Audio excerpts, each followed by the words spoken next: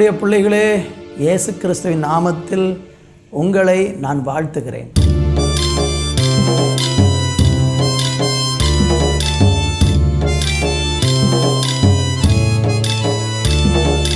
நன்றி என்று சொல்லுவோம், நல்ல தேவன் கிருபை செய்தார்.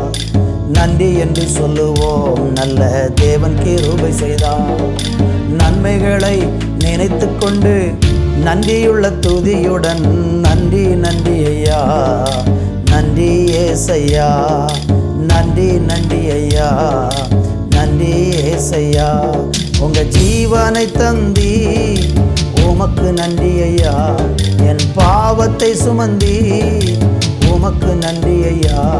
உங்க ஜீவனை தந்தி உமக்கு நன்றி ஐயா, என் பாவத்தை சுமந்தி உமக்கு நன்றி ஐயா.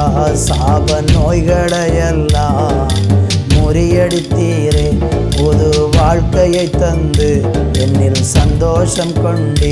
சாப நோய்களையெல்லாம் முறியடித்தீரே, புது வாழ்க்கையை தந்து என்னில் சந்தோஷம் கொண்டு. நன்மைகளை நினைத்து கொண்டு நன்றியுள்ள துதியுடன் நன்றி நன்றி ஐயா, நன்றி ஏசையா, நன்றி நன்றி ஐயா, நன்றி ஏசையா. நன்றி என்று சொல்லுவோம், நல்ல தேவன் கிருபை செய்தார். நன்றி என்று சொல்லுவோம், நல்ல தேவன் கிருபை செய்தார். நன்மைகளை நினைத்து கொண்டு நன்றியுள்ள துதியுடன் நன்றி நன்றி ஐயா, நன்றி ஏசையா, நன்றி நன்றி ஐயா, நன்றி ஏசையா.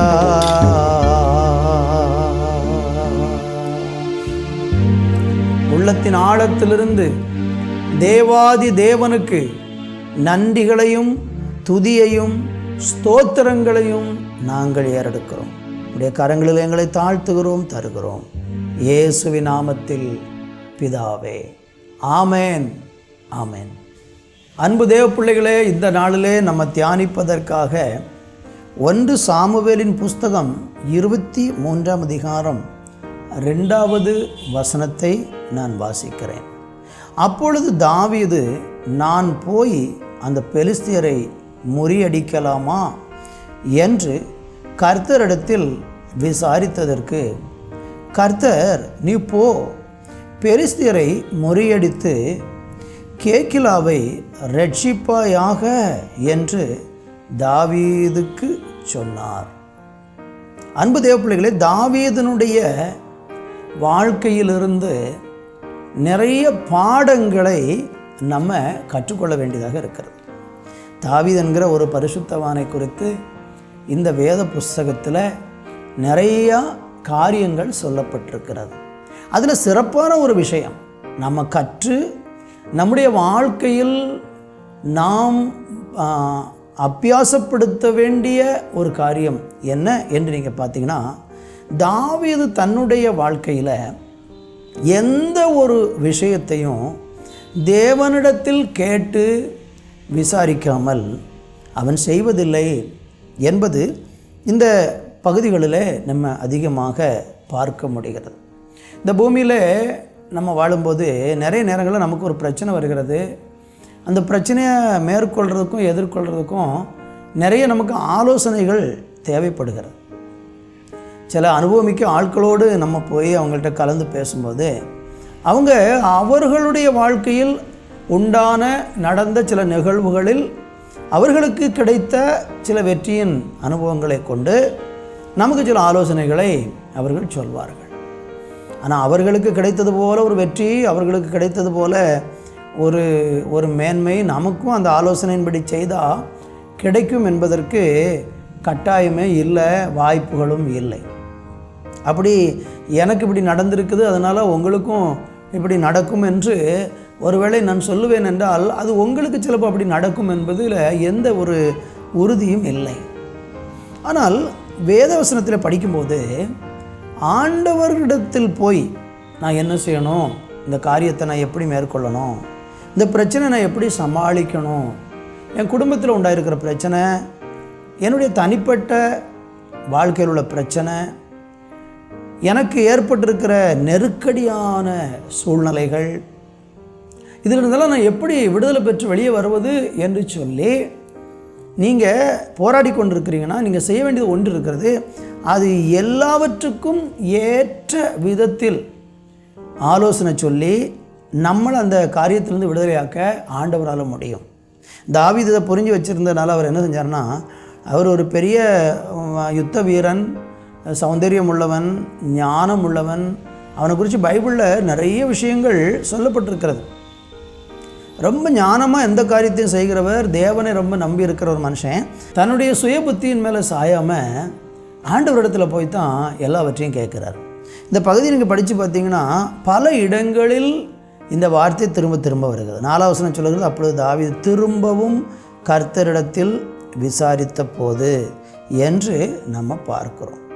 இன்னும் அங்கே 11 வசனம் சொல்லுகிறது, கேகிலா பட்டணத்தார் என்னை அவன் கையில் ஒப்பு கொடுப்பார்களோ, உம்முடைய அடியான் கேள்விப்பட்டபடி சவுல் வருவானோ, இஸ்ரவேலின் தேவனாய கர்த்தாவே இதை உம்முடைய அடியானுக்கு தெரிவிக்க வேண்டும் என்றான். அதற்கு கர்த்தர், அவன் வருவான். பார்த்தீங்களா, தாவீது திரும்ப திரும்ப ஒவ்வொரு விஷயத்திலையும் கர்த்தரிடத்தில் போய் ஆலோசனை கேட்கிறதை பார்க்கிறோம். இன்னும் நீங்கள் பார்க்கும்போது அந்த 1 சாமுவேலில் 22ஆம் அதிகாரத்தில் 3வது வசனத்தில் ஒரு வார்த்தை சொல்கிறார் பாருங்களேன். தாவீது அவ்விடத்தை விட்டு மோபாபியரை சேர்ந்து மிஸ்பேக் போய் மோபாவின் ராஜாவை பார்த்து, தேவன் என்னை எப்படி நடத்துவார் என்று நான் அறிய மட்டும் என் தகப்பனும் என் தாயும் உங்களிடத்தில் தங்கியிருக்கும்படி தயவு செய்யும் என்று சொல்லி. பார்த்தீங்களா, இங்கே என்ன நடக்குது? தேவன் என்னை எப்படி நடத்துவார் என்று நான் அறிய மட்டும். பொறுமையோடு கூட ஆண்டவர் எனக்கு என்ன வழிகாட்ட போகிறார், கர்த்தர் என்னை எப்படிப்பட்ட பாதையில் நடத்த போகிறார், கர்த்தருடைய விருப்பத்தின்படி நான் போகலாமா, நான் செய்யலாமா என்றெல்லாம் ஆலோசனை கேட்குறதை பார்க்கிறோம். இன்றைக்கி உங்கள் வாழ்க்கையில் பாருங்கள், பல பிரச்சனைகளுக்கு என்ன காரணம்? நீங்கள் சில நேரம் ரொம்ப குழம்பி போயிருக்கிறீங்க.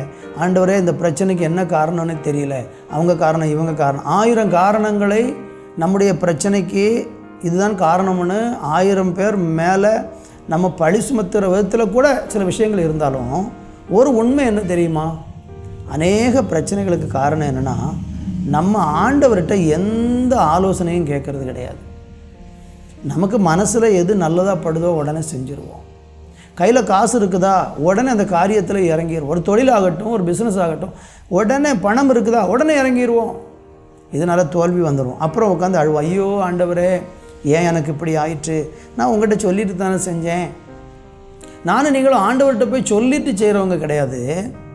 ஆண்டவர்கிட்ட கேட்டு அவர் என்ன சொல்லுகிறார் என்பதை அறிந்து அவர் சொல்லுகிறபடி செய்வதற்காகத்தான் தேவன் நம்மளை குறித்து சித்தம் வச்சிருக்கிறார். அதனால் உங்கள் வாழ்க்கையில் எந்த ஒரு முடிவை நீங்கள் எடுக்கும்போதும் நல்ல மேன்மையான முடிவுகளை எடுப்பதற்கு கர்த்தருடைய ஆலோசனை நமக்கு தேவை. ஆண்டவர் சொல்கிறார், நான் உனக்கு போதிச்சு நீ நடக்க வேண்டிய வழியை உனக்கு காட்டுவேன், உன்மேல் கண்ணை வைத்து உனக்கு ஆலோசனை சொல்லுவேன்னு ஆண்டவர் அழகாக சொல்லி வச்சிருக்கிறார். அப்போ நம்முடைய வாழ்க்கையில் எல்லாத்துக்கும் ஆலோசனை கொடுத்து நம்மளை நல்லா நேர் வழியாக நேர்த்தியாக நடத்துகிறவர் ஆண்டவர் தான். தாவீது இப்படி ஒவ்வொரு விஷயமா ஆண்டவர்கிட்ட கேட்டதுனால கர்த்தர் அவனை போகிற இடமெல்லாம் அவனை காப்பாற்றினார், கூடவே இருந்தார். அங்கே நீங்கள் படித்து பார்த்தீங்கன்னா 14 வசனத்தில் போட்டிருக்கிறது 23:14 தாவீது வனாந்திரத்தில் உள்ள அரணான ஸ்தலங்களில் தங்கி சீப் என்னும் வனாந்திரத்தில் இருக்கிற ஒரு மலையிலே தரித்திருந்தான். சவுல் அனுதினமும் அவனை தேடியும் தேவன் அவனை அவன் கையில் ஒப்பு கொடுக்கவில்லை. பார்த்தீங்களா, அப்போ அவனை ஆண்டவர் விட்டு கொடுக்கலை. காரணம், இவன் என்கிட்ட ஆலோசனை கேட்டு தான் வாழ்ந்துட்டு இருக்கிறான். நீங்கள் இன்றைக்கி ஒரு முடிவெடுங்க, நான் எல்லாவற்றையுமே ஆண்டவரிடத்தில் தான் கேட்பேன். அவருடைய ஆலோசனை அன்றி நான் சுயமாக எதையுமே செய்ய மாட்டேன். அவர் விரும்பாத இடத்துக்கு நான் போக மாட்டேன், அவர் விரும்பாத நான் செய்ய மாட்டேன், அவர் விரும்பாத வழியில் நடக்க மாட்டேன்னு தீர்மானம் எடுத்து பாருங்கள். உங்கள் வாழ்க்கையில் நிறைய வெற்றியை காண்பீங்க, நிறைய வெற்றியை காண்பீங்க. கர்த்தர் உங்களை ஆசீர்வதிப்பாராக. நல்ல பிதாவே, இந்த வேலைக்காக நன்றி. இந்த வார்த்தை கேட்ட ஒவ்வொருவரையும் நீங்கள் ஆசீர்வதிங்க.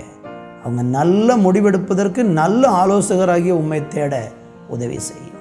இயேசுவின் நாமத்தில் பிதாவே, ஆமென், ஆமென்.